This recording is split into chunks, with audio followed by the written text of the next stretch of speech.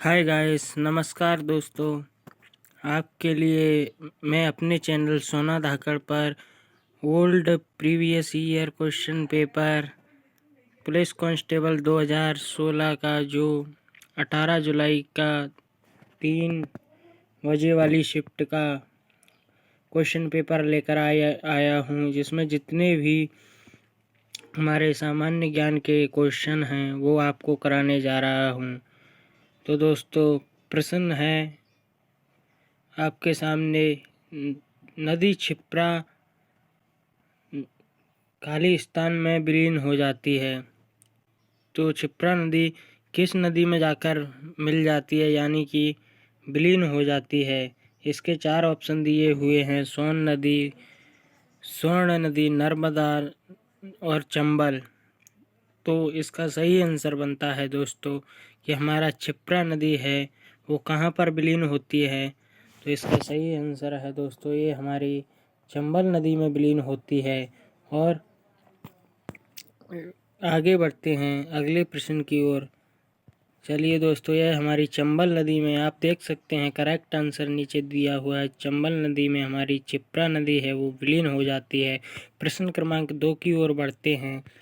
आगे प्रश्न है कि नमक कानून के खिलाफ विरोध प्रदर्शन करने के लिए नेतृत्व था।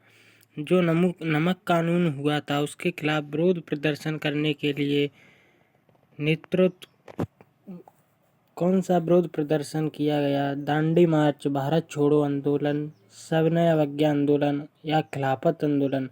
नमक कानून के विरोध में जो आंदोलन किया गया वो कौन सा था, बताइए दोस्तों। तो इसका सही आंसर बनता है दोस्तों दांडी मार्च। जो हमारा दांडी मार्च था वो हमारा नमक कानून के खिलाफ विरोध प्रदर्शन किया गया था। यह दांडी मार्च हमारा महात्मा गांधी द्वारा किया गया था। चलिए दोस्तों, अगले प्रश्न की ओर बढ़ते हैं। अगला प्रश्न है, प्रश्न क्रमांक 3 है कि www का पूरा रूप क्या है? तो www का पूरा रूप है दोस्तों, ये तो बहुत बार पेपर में पूछा जा चुका है, कॉमन सा क्वेश्चन बन चुका है। इसका सही आंसर होता है वर्ल्ड वाइड वेब। इसका सही आंसर है वर्ल्ड वाइड वेब।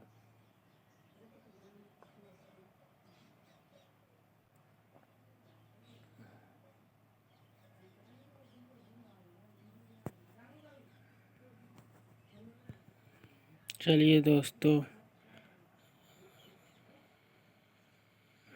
अगले प्रश्न की ओर बढ़ते हैं। अगला प्रश्न है,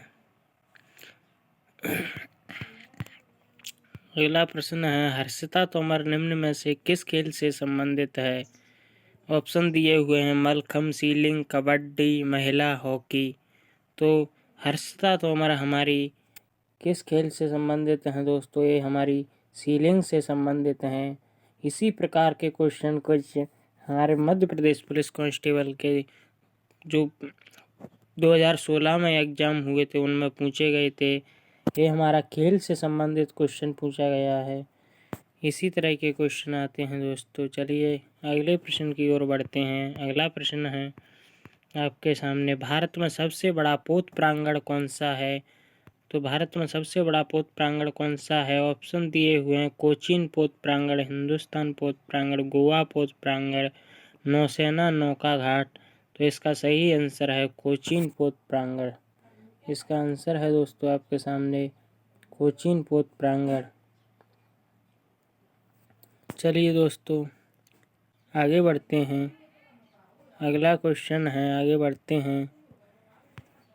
चलिए दोस्तों, मैं आपके लिए कुछ एक फैक्ट पूछ रहा हूँ जो कि अलग से।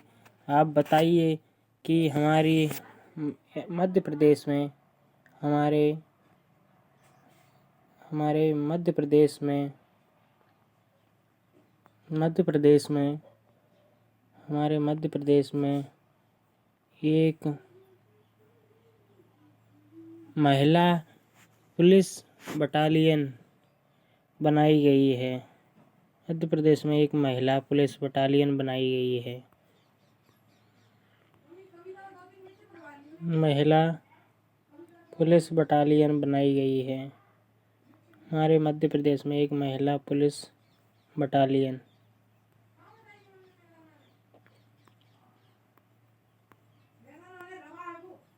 महिला पुलिस बटालियन बनाई गई है जो किसके नाम पर है?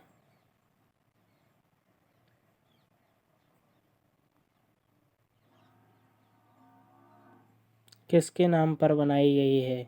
अभी नया क्वेश्चन है दोस्तों कि मध्य प्रदेश में एक महिला पुलिस बटालियन की स्थापना की गई है, वह किसके नाम पर है? किसके नाम पर बनाई गई है? आपके सामने दोस्तों 4 ऑप्शन रख रहा हूँ मैं, 4 ऑप्शन दे रहा हूँ आपके सामने। आप बताइए किसके नाम पर है।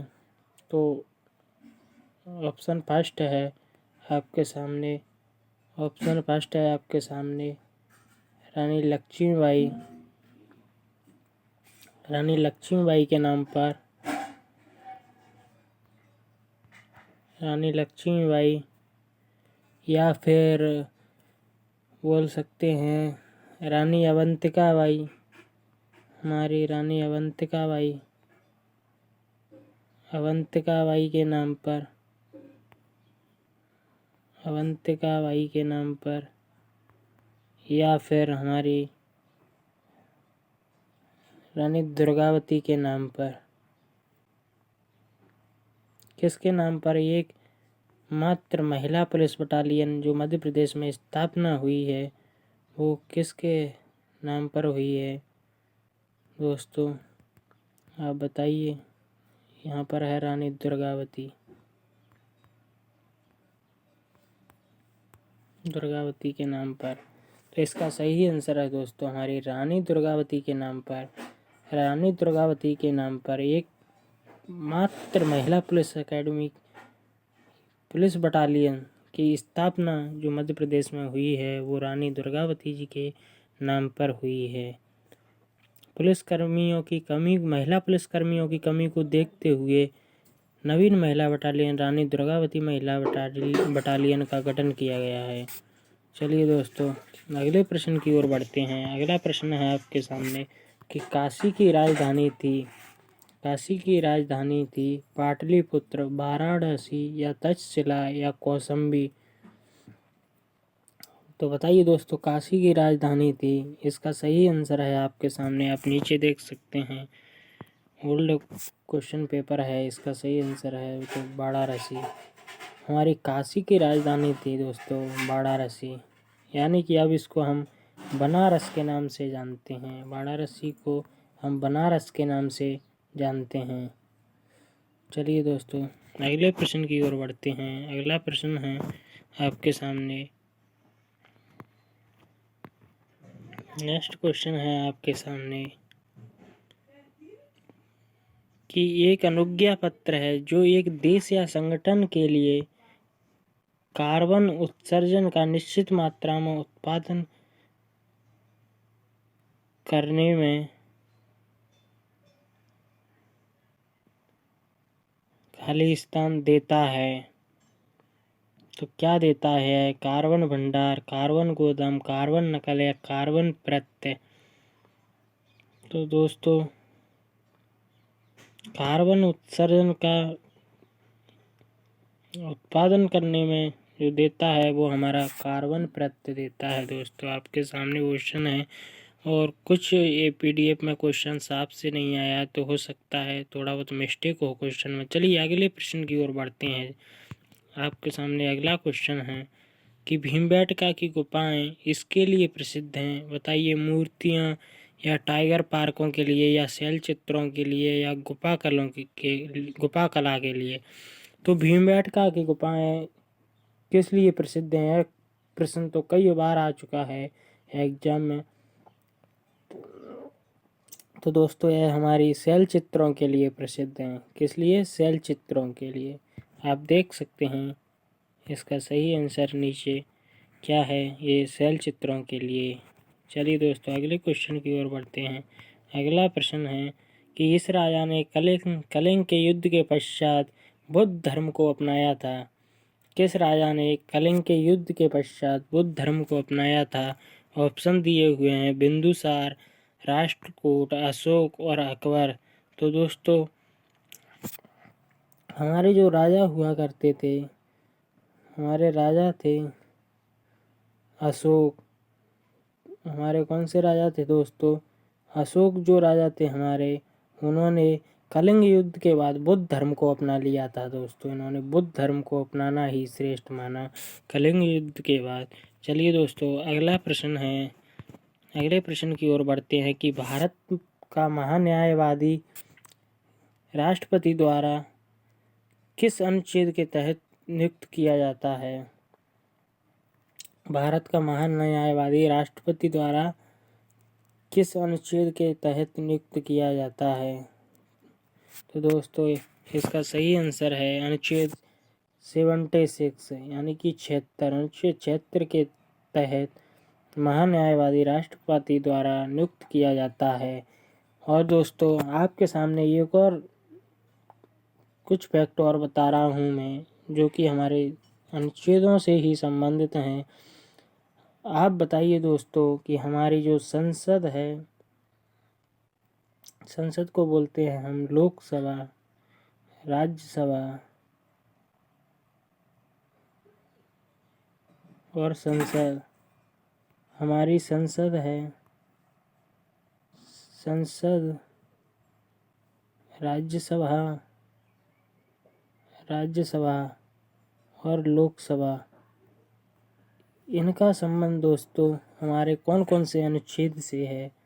दोस्तों इनका संबंध कभी पूछता है कि राज्यसभा का जो संबंध है वो किस अनुच्छेद से है, या राज्यसभा का वर्णन किस अनुच्छेद में किया गया है संविधान के, लोकसभा का किस अनुच्छेद में किया गया है, संसद के बारे में किस अनुच्छेद में बताया गया है।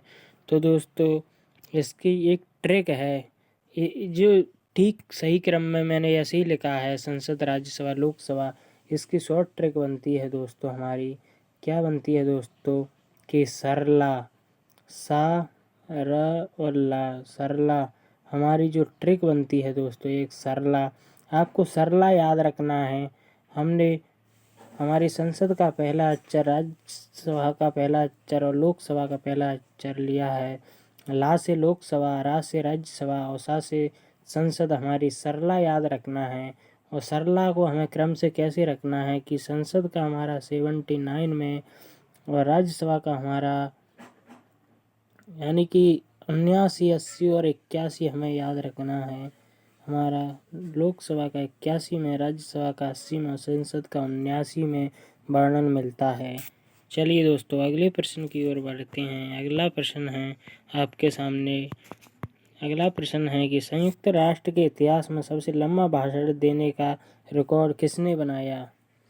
संयुक्त राष्ट्र संघ जो हमारा यूएनओ है, संयुक्त, सबसे पहले प्रश्न बनता है, कई बार आया है, इम्पोर्टेंट है कि संयुक्त राष्ट्र महासंघ की जो स्थापना हुई थी वो कब हुई थी दोस्तों? तो हमारी 24 अक्टूबर 1945 को दोस्तों, 24 अक्टूबर 1945 को हमारी संयुक्त राष्ट्र की स्थापना हुई थी। और संयुक्त राष्ट्र दिवस कब मनाया जाता है दोस्तों? पूछते हैं तो कब मनाया जाता है? हमारा 24 अक्टूबर को संयुक्त राष्ट्र दिवस मनाया जाता है। अब प्रश्न बनता है कि संयुक्त राष्ट्र के इतिहास में सबसे लंबा भाषण देने का रिकॉर्ड किसने बनाया है? संयुक्त राष्ट्र के इतिहास में सबसे लंबा भाषण देने का रिकॉर्ड किसने बनाया है? B.K. कृष्ण मेनन, या नरेंद्र मोदी, या व्लादिमीर पुतिन, या डॉक्टर मनमोहन सिंह। तो इसका सही आंसर क्या है दोस्तों बताइए? इसका सही आंसर बनता है B.K. कृष्ण मेनन। क्या है? B.K. कृष्ण मेनन ने संयुक्त राष्ट्र के इतिहास में सबसे लंबा भाषण देने का रिकॉर्ड बनाया है। चलिए दोस्तों अगला प्रश्न है आपके सामने डिस्प्ले पर कि मध्य प्रदेश की प्रथम महिला राज्यपाल कौन थी? ऑप्शन दिए हुए हैं सरला ग्रेवाल, शीला कौल, या सरोजिनी नायडू, या शारदा मुखर्जी।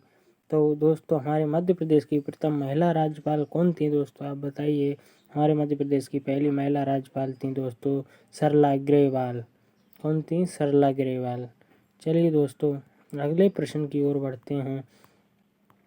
अगला प्रश्न है आपके सामने, भारत में राज्यों की संख्या है। भारत में राज्यों की संख्या कितनी है दोस्तों?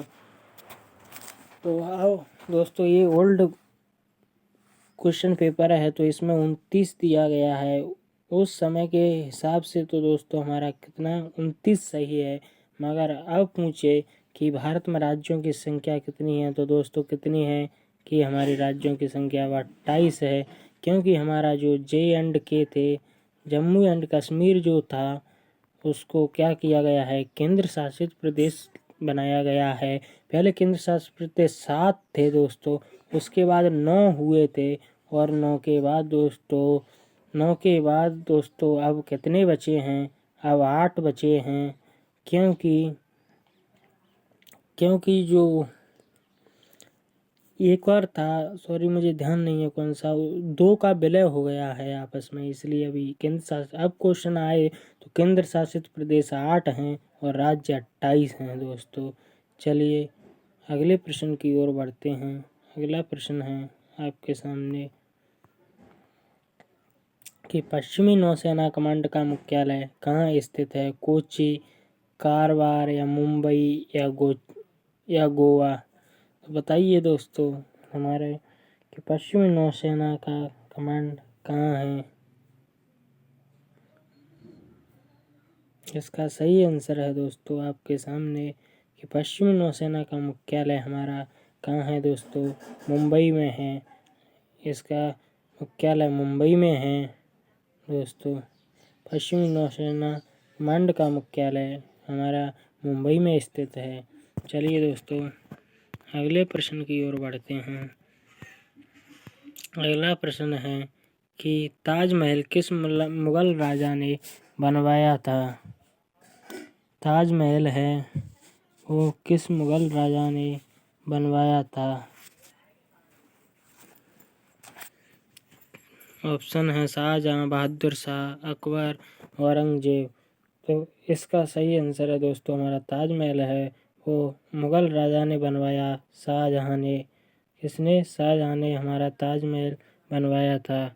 चलिए अगले प्रश्न की ओर बढ़ते हैं।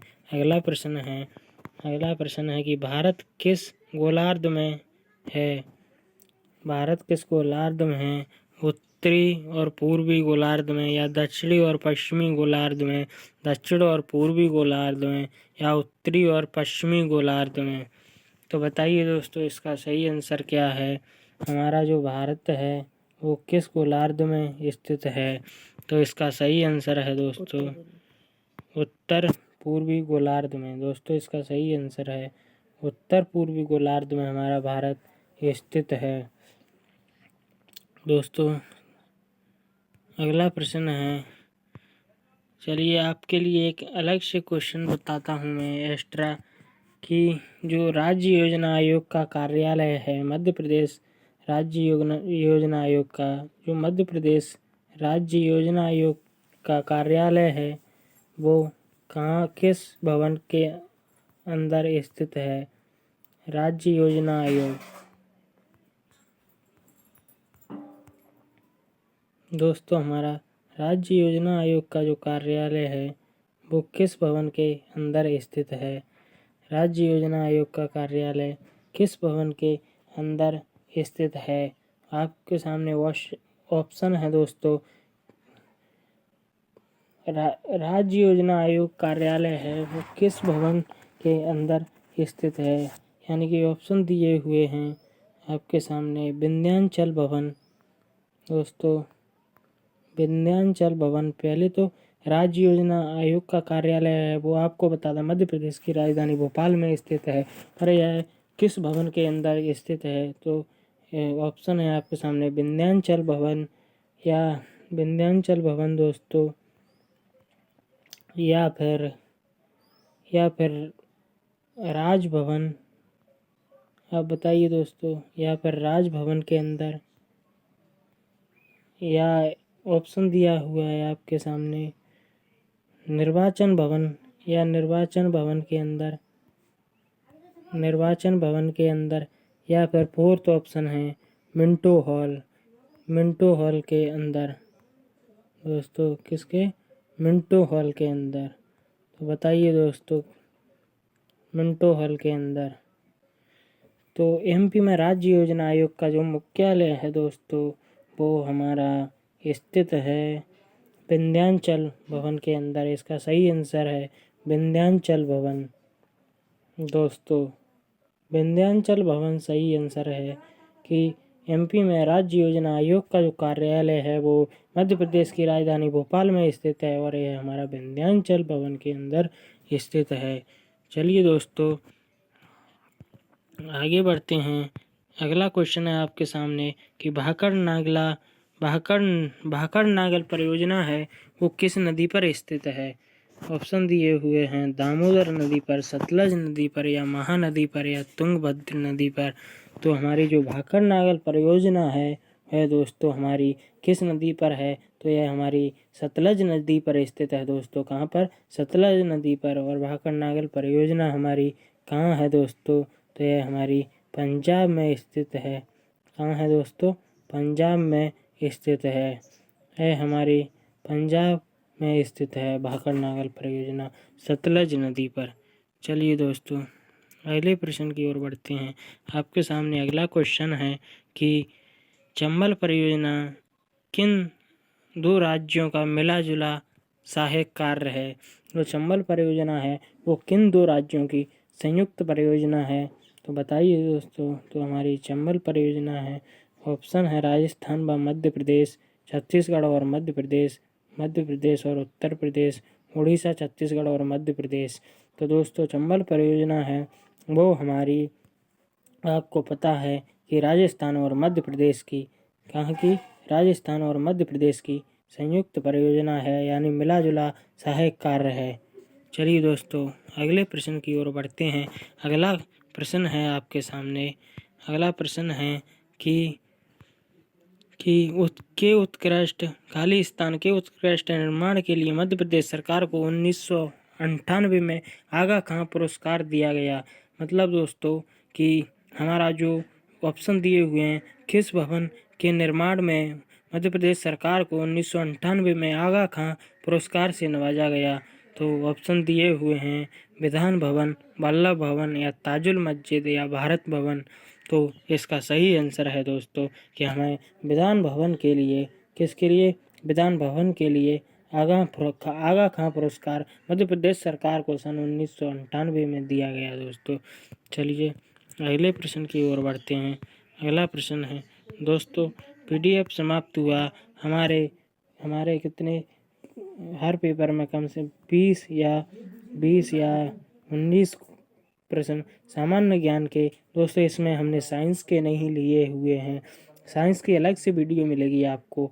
हमने सिर्फ सामान्य ज्ञान के यानी मध्य प्रदेश जी के, भारत और राष्ट्रीय अंतर्राष्ट्रीय नदी परियोजना या भौगोलिक क्षेत्र से जितने भी संबंधित क्वेश्चन या खेल से संबंधित क्वेश्चन जो प्रेस के प्रीवियस पेपर में पूछे गए वो आपके सामने रखे हैं।